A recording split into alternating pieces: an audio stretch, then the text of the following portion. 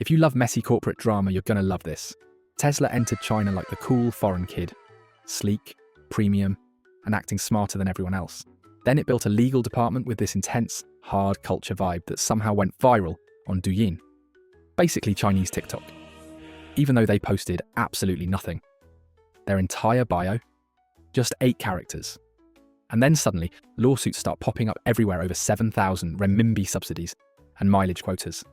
7,000 RMB is about 830 quid, or for my American viewers who still don't know what a kilometre is, about $1,100. In this video, I'm going to break down how Tesla's selective litigation strategy, going after influencers and companies first, while ignoring everyday complaints, completely blew up online. We'll look at how domestic players like BYD and NIO handle the same issues, and how Tesla ended up becoming the corporate drama queen everyone in China suddenly loved to hate. By the end, you can decide, genius brand defense or totally self-inflicted chaos. First, why did a luxury tech darling in China decide its star employee should be its legal department?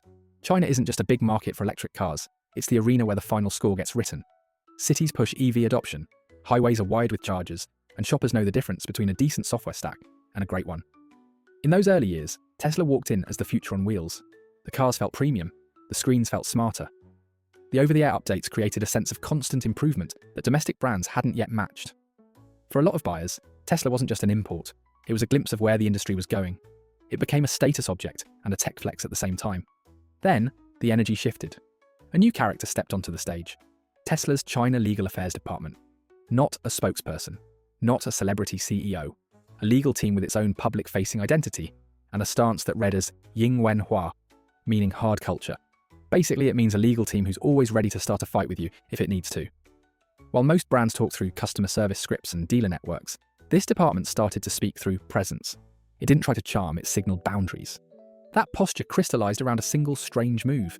The department opened a Chinese TikTok account and posted nothing. No explainer videos, no legal tips, zero. Yet the follow account shot past 100,000. The silence functioned like a spotlight. People followed because the account felt like a watchtower. It implied that someone was paying attention and might step in if the brand's name was dragged. In an internet economy that runs on attention and narrative, the lack of content became the content. The account projected that it could appear anytime and shut something down. In corporate terms, that seemed Ying Wen Hua at work. It's a style that communicates firmness before arguments even start. You lay out a line, you hold it, and you let the possibility of confrontation do part of the labour for you. It's not just internal compliance, it's external theatre. The goal isn't only to win a case, it's to make people think twice about starting one. That's deterrence by posture, and it folds litigation into public relations. The tone sharpened further with a motto pinned to the identity. Think for yourself, judge right from wrong. The message to netizens didn't feel like a friendly reminder, it read like a bench statement. The subtext landed as, we'll do some judging too. That separation from typical brand voice, no emojis, no warmth, made the account feel more like a tribunal than a timeline. This is where it clashed with the usual playbook. Chinese corporate PR often defaults to phone calls, closed-door meetings, and mutual face saving. And if you don't know what face saving is in China, basically it's when a person tries to keep up their appearance to others. This is why you rarely ever see Karens, because China is like a huge NYC. You mind your own damn business, or you keep it between yourselves.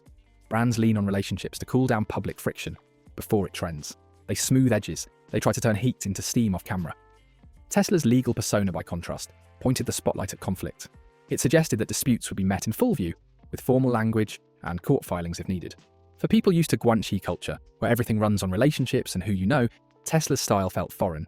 Some viewers loved it, others found it abrasive. As the account's following swelled, the company's confidence became part of the show. The clean line aesthetic of the cars started to share space with a new edge, legal swagger. What began as an aura of technological command began to look like control by enforcement. That's the Icarus arc, confidence drifting into hubris. Except here the wax isn't melting in the sun. It's going viral on a short video platform. So why can a no-video account trend? Because influence isn't only about storytelling, it's also about signaling power. When a legal department sits in the feed, it reframes the platform as a space where reputations are policed, not just performed. The audience doesn't need a reel to engage. They watch for moves, for who gets called out, for how far the tone will go next. It turns every rumour into a potential episode, and every episode into a ratings bump for the department's persona. That's where the intrigue starts to creep in. A hardline voice meets a market that thrives on subsidies, policy thresholds, and traffic-chasing creators. Add a legal account that people follow like a character, and you get a brand that begins to live in disputes as much as in showrooms. And when those disputes touch rules with fine print, And creators with large audiences, the sparks don't wait for court dates. They fly on the feed first, then land on the docket. But wait, what about those subsidies I mentioned earlier? How did a policy designed to prevent fraud turn into a full-blown courtroom pipeline? Here's the setup. To keep EV subsidies honest, Chinese regulators tied the payouts to actual use. Honestly, I could make a whole separate video about the EV subsidy fiasco a few years back if you want. But long story short, to prevent fraud, which Tesla has also been accused of by the way, buyers had to keep the car for 2 years and drive at least 20,000 kilometers before the subsidy was fully earned. For my American viewers, that's about 12,430 miles. If you sold the car early or didn't hit the mileage target, the subsidy had to be paid back. To make buying smoother, Tesla often advanced that subsidy amount at the point of sale, lowering the upfront price and then relying on the owner to meet the conditions later. On paper, it's neat. Customers enjoy a discount now, and the policy weeds out speculators. In practice, it created a compliance clock that starts ticking the moment the car leaves the showroom. The tripwire shows up with corporate buyers. Many of them don't drive much. Client shuttles might do short trips. Office pool cars sit idle. Some fleets buy extra vehicles for optics and barely put them on the road. 2 years isn't long, and 20,000 kilometers comes slower than it sounds when a car doesn't have a dedicated driver. Suddenly, a policy built to stop fake usage turns into a test lots of real companies fail without any bad intent. And because the subsidy was advanced, the clawback becomes a debt with a due date. One case pulled public attention. Worry-free media. Wu Yu Chuan Mei. Sorry, I know I butchered that. Acquired vehicles under those terms. The mileage target wasn't met in time. Tesla moved to reclaim 7,761 RMB. Not a headline number, but it sent a clear message. The case ended in settlement. But the figure stuck in people's heads because it felt small enough to be awkward and big enough to trend. It made the mechanism visible. Miss the kilometers, return the benefit, even if the cars are still in the lot. Still, imagine being a billion-dollar company and suing a smaller company with barely over $1 million in revenue for just a little over 800 quid. This is the pinnacle of pettiness, right? Reports pointed to clusters of similar suits, roughly a few dozen, often citing amounts between 7,000 and 15,000 RMB. Tesla, according to case patterns described online, issued reminders and notices first, then filed to recover quickly, rather than stretching out negotiations. That keeps accounts clean and sets precedent, but it also seeds a public storyline, a multinational going to court over bills that look like office supply budgets. Each filing becomes a screenshot, each screenshot a talking point, especially when the defendant is a local firm with a recognizable name. That's where perception turns. To a general audience, selective enforcement reads as petty when the sums feel minor. It looks like Tesla picks targets with the most visibility, creating big headlines from small numbers. And because it's a foreign brand pushing local businesses into court, the framing writes itself. None of that changes the contract terms, but it changes how the action lands on the feed. Legal accuracy doesn't soften cultural friction. What's even more shocking is that Tesla's actually winning most of these cases. For a foreign company in China, it's quite unprecedented unless it's a case regarding IP protection. Domestic peers usually move differently. BYD, NIO, and others lean on extensions, phased repayments, or revised delivery plans. The idea is to keep the relationship intact, preserve face, and resolve the gap without a docket number. A sales manager calls. A regional office negotiates. Both sides post a neutral update and log a promise to hit the mileage later. The subsidy box gets checked eventually, even if it takes a little massaging. It's slower, but it cools the heat. Again, no public Karen Facebook or Twitter posts about, "This company is making me lose $1,100 on my tax return," because they couldn't even drive a corporate car for 20,000 kilometers in 2 years. Which in my opinion is unreasonable anyway, so you get an optics mismatch. Tesla's route is legally sound and operationally tidy. It sets a clear line which helps compliance teams and auditors. But the visible posture reads as socially tone-deaf in a market where relationships are currency. Companies that receive terse demand letters feel like they've been named and shamed, even if no press release existed. Netizens see small claims and large noise. The legal strategy recovers cash while spending goodwill. That's the mini payoff here. The courtroom pipeline begins with a policy design that ties money to mileage, and it ends with a brand identity that looks litigious by choice. The system created the trap. The enforcement amplified the story.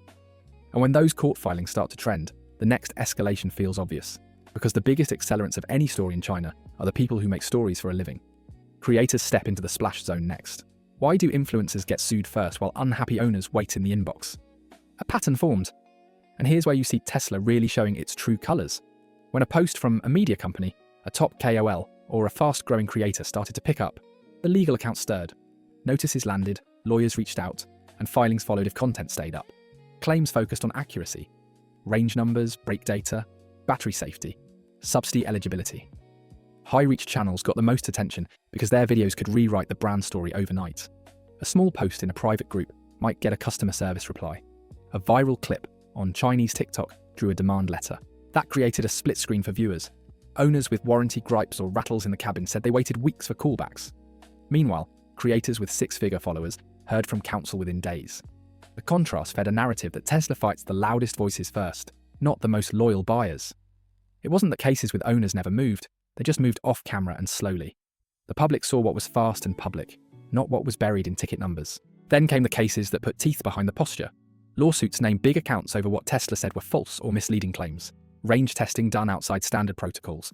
Accident explanations that skipped key data, or edits implying defects. Courts sided with Tesla in some disputes, leading to takedowns, statements of clarification, and, in one notable instance, an order for an influencer to publish a public apology for 30 straight days. Yes, in China you do that. Apologise for 30 days straight because you did a shameful act or lost social credit points. That detail stuck because it turned contrition into a recurring feature in the feed, a daily reminder of who sets the terms when posts cross a line. From a brand defense angle, the math is simple. Stop virality at the source. If a rumor reaches 10 million views, the correction won't catch up. So you target nodes, the accounts that can scale a claim fastest. That also sends a message across the creator economy. If the legal account follows you, you might triple-check captions, add disclaimers, or skip a hot take entirely. One suit can throttle a dozen future videos that would have pushed the same angle. Data disputes escalated the dynamic. After the high-profile brake protest at the Shanghai Auto Show, attention shifted from the drama on the roof to the numbers under the hood. Court orders for event data and telematics put pressure on both sides, and the tug-of-war over what could be shown, and how, turned transparency into a legal question.